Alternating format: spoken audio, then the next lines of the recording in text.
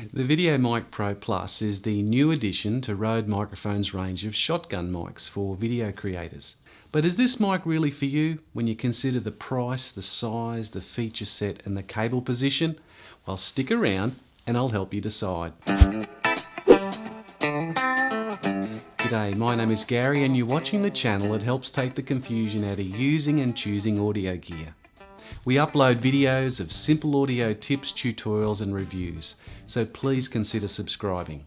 Do a general search on the internet for the best external microphone for video, and you'll find that the VideoMic Pro is one of the top go-to mics for video creators. Since winning the International Design Awards in 2011, each new model that has been released has had significant upgrades to improve on a good thing. But what about this new model that Rode Microphones have sent me to review? From what I've read, there are some really sensible upgrades, but also some issues that have generated a lot of comments among video reviewers, but we'll talk about that as we go along. The build quality, in my opinion, has improved over the last model in a number of ways. The case materials and the suspension system are the same, and the metal cold shoe fitting is very robust and solid, so it's exactly the same. The battery compartment door, for example, is much easier to get into now with the included rechargeable battery. It's almost eliminated the need to open it. Another improvement to the build quality is the tactile buttons over slide switches on the previous model, which now allow for the much raved about auto on-off function. Now, these buttons are easier to use and feel positive to activate. The supplied cable can now be replaced easily if it gets damaged, and alternative cables can be used to connect the mic to smartphones, but for some, the cable socket is in a really weird place. And I've got to agree, it's in a totally random place if you're going to use it on a DSLR, and well, that's how you're going to use it, isn't it? Once you plug in your chosen lead though, the plug jacket sticks out the back and could poke you in the eye. Is this a real issue? Well, for some, you lose your eye, it is. The only time I can see it being a problem though for me is if I'm looking through the viewfinder to video record, and I never do that. Or you want to use your camera for still images, for example, without removing your microphone. That could be a problem too. But I definitely suggest fitting on your camera a separate bracket to mount your mic if this is an issue. And it's been well illustrated by reviewers like Curtis Judd that placing the mic on a boom closer to your talent results in a much better recording. And that's how I've got it set up now. Now the foam windscreen has caused a lot of comments as well. It's a lot larger than the previous model, even though the microphone's interference tube is the same size as the previous model. Now if you're someone that wants the microphone just to disappear, then it's most likely going to be too big. Wind noise is generated over the outside edge of the windscreen. So doing two things will reduce the risk of wind noise affecting your recording, making the cover more streamlined and increasing the distance from the outer edge to your mic capsule. Maybe this is what Rode engineers were endeavouring to do. But anyway, in all my tests, I found only a very slight improvement in practice. The new model has a different mic capsule and has a wider frequency range, down to 20 Hz instead of 40 Hz. And this has got obvious benefits for lower frequencies, and I definitely noticed a difference in the low end response. Now with electronic switching, there's a heap of feature upgrades. The Pro Plus now automatically switches on and off with the camera, eliminating the risk of forgetting to turn on the microphone and losing a video recording. This auto on-off function can be deactivated, and of course you can manually control the power if you want to. The selected functions now have a more visible display. The new model still maintains the power status light, but the Pro Plus has a multicolour LED that tells you much more information. You've got a blue, a green, a red, and also when it's red it can actually start flashing depending on how much battery life you've got left. With the assistance of a brightness sensor on the back of the mic, these indicator LEDs adjust in intensity relative to ambient light.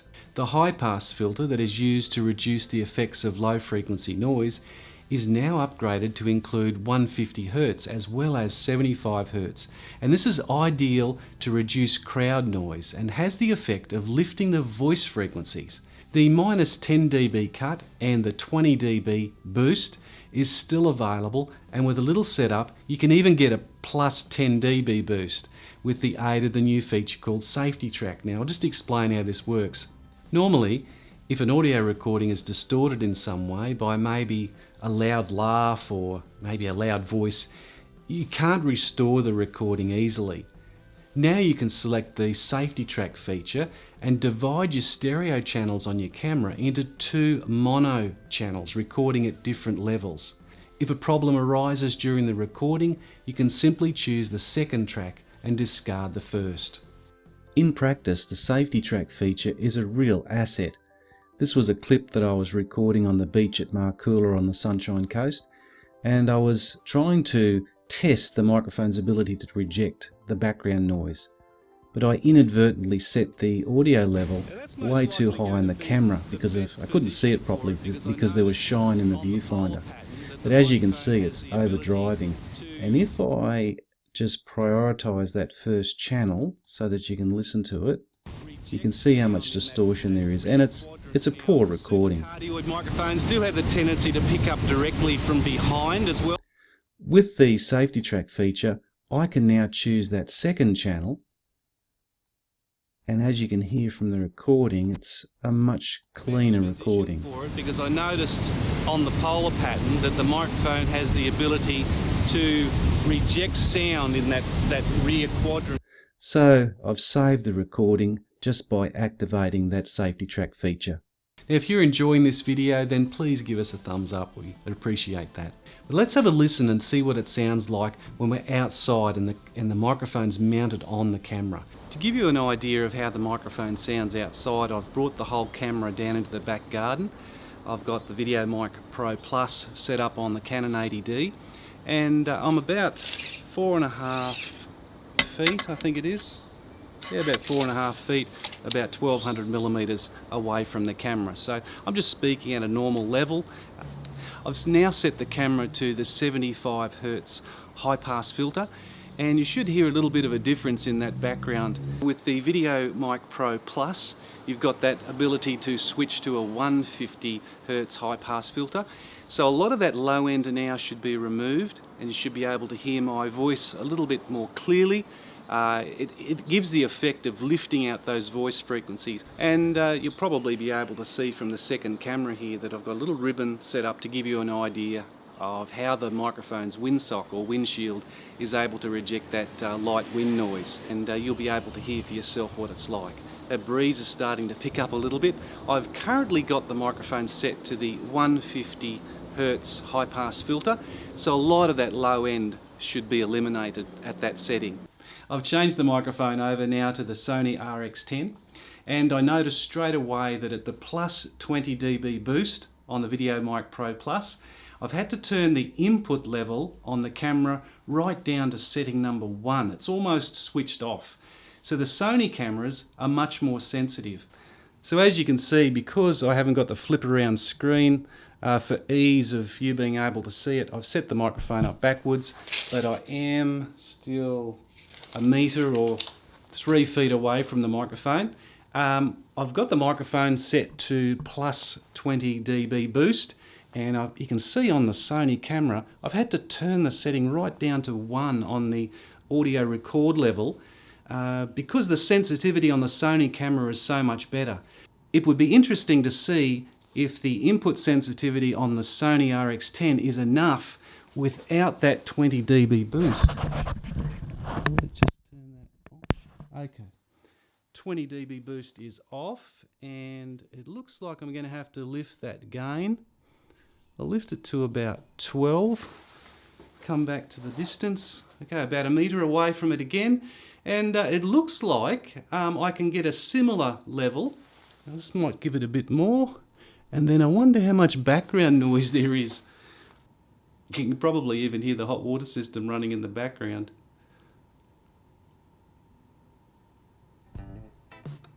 So it gives you an idea anyway, the difference between the two cameras. The audio quality of the Pro Plus is very similar to the last model, with the exception of the increased low-end range. but for standard dialogue, you'd be hard pressed to notice the difference. The Pro Plus will have the advantage if you're recording music, of course. Now the background hiss in this new microphone is very low. The preamp is very good, and this is where the VideoMic Pro series shines. And the Pro Plus is as good, if not better. Now straight out of the box, the mic is easy to use, and the button selections on the back of the mic are intuitive and simple to operate.